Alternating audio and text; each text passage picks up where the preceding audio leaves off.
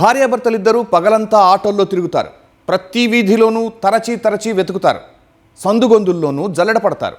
అనుకూలమైన ఇంటి కోసం అణువణువు గాలిస్తారు. ఏంటి, ఏదైనా అద్దె ఇంటి కోసం వెతుకుతున్నారు అనుకుంటున్నారా? లేక ఏదైనా వ్యాపారానికి దుకాణం కోసం చూస్తున్నారని అనుకుంటున్నారా? లేక కొత్తగా ఇల్లేమైనా కొనడానికి ప్రయత్నిస్తున్నారు అనుకుంటున్నారా? అబ్బే, అలాంటిదేమీ లేదు. వారి కళ్ళు వెతికేది తాళాలు వేసి ఉన్న ఇళ్ల కోసం. వారి చూపు ఉండేది బాగా డబ్బున్న ఇళ్లపైనే. అసలు తాళాలు వేసి ఉన్న ఇళ్ల కోసం వారెందుకు వెతుకుతున్నారు? బాగా డబ్బున్న వాళ్లతో వీరికి పనేంటి? ఆటోలో తిరుగుతూ వారు ఏం చేస్తున్నారు?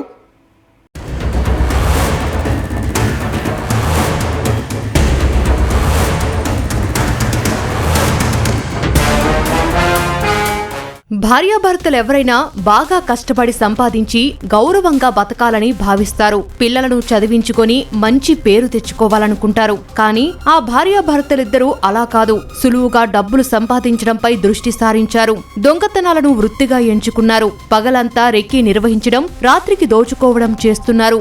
అయితే ఉత్తరాంధ్ర నుంచి వీరు విజయవాడకు ఎందుకు వచ్చారు? మళ్లీ పోలీసులకు ఎలా చిక్కారు?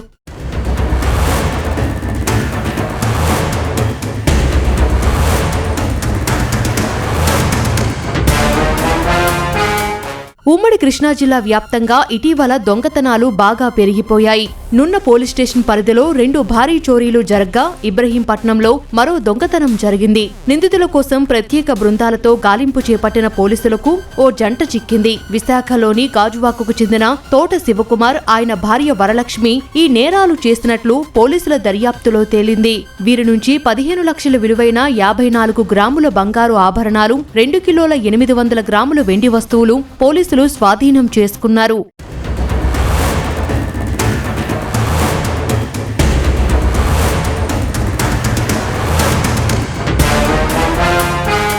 శివకుమార్, వరలక్ష్మి దంపతులపై పలు పోలీస్ స్టేషన్లలో దాదాపు 100కు పైగా కేసులు ఉన్నాయి. శ్రీకాకుళం నుంచి తడ వరకు వరుస చోరీలు చేశారు. ఓ కేసులో విశాఖ జైలులో ఉన్న సమయంలో శివకుమార్ కు విజయవాడకు చెందిన తుమ్మల మనోజ్ కుమార్ తో పాటు మరో యువకుడు పరిచయమయ్యాడు.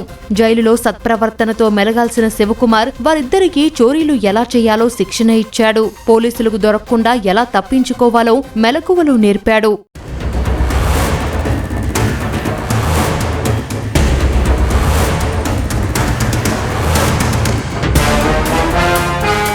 విశాఖలో ఉంటే పోలీసుల నిఘా ఎక్కువైందని భావించిన శివకుమార్ భార్యతో కలిసి విజయవాడకు మకాం మార్చాడు.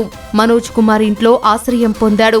అక్కడే ఆటోల్లో తిరుగుతూ తాళాలు వేసి ఉన్న ఇళ్లను లక్ష్యంగా చేసుకుని దొంగతనాలకు పాల్పడుతున్నారు. వేలిముద్రలు, సెల్ టవర్ లొకేషన్ ఆధారంగా నిందితుల కదలికలపై నిఘా పెట్టి పోలీసులు పట్టుకున్నారు. శివకుమార్, వరలక్ష్మితో పాటు మనోజ్ ను అరెస్టు చేశారు. వీరిపై విశాఖ, విజయవాడ, గుంటూరు, రాజమండ్రి, శ్రీకాకుళంతో పాటు తిరుపతిలోనూ దొంగతనం కేసులు ఉన్నట్లు పోలీసుల దర్యాప్తులో తేలింది.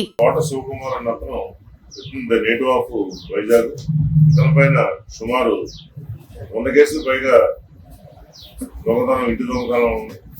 గత నెల 17వ తేదీన ఇతను జైలు నుంచి రిలీజ్ అవడం అయింది. ఇతనితో పాటు వేరే అభిషేకం అతను ఇతని నిడదవలు, వీళ్ళిద్దరూ కూడా కలిసి జైల్లో పరిచయం. అలాగే వీళ్ళకి తుమ్మల మనోజ్ కుమార్ ఫ్రెండ్, ఇతను ఇక్కడ మన బాంబే కాలనీలో షెల్టర్ ఇచ్చాడు. ఈ షెల్టర్లో ఉండి వీళ్ళు ఈ నేరాలు చేయడం జరిగింది.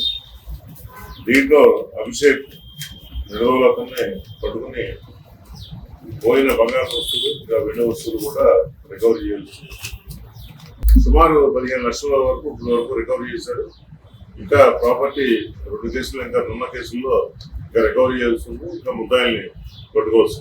చోరీలు చేస్తున్నారని జైలుకు పంపిస్తే అక్కడ మంచి బుద్ధులు అలవర్చుకోకుండా అక్కడున్న వారికే చోరీలు చేయడంలో శివకుమార్ శిక్షణ ఇవ్వడం విచారకరం. తాను చెడు మార్గంలో నడవడమేగాక యువకులను సైతం చెడగొడుతున్నాడు.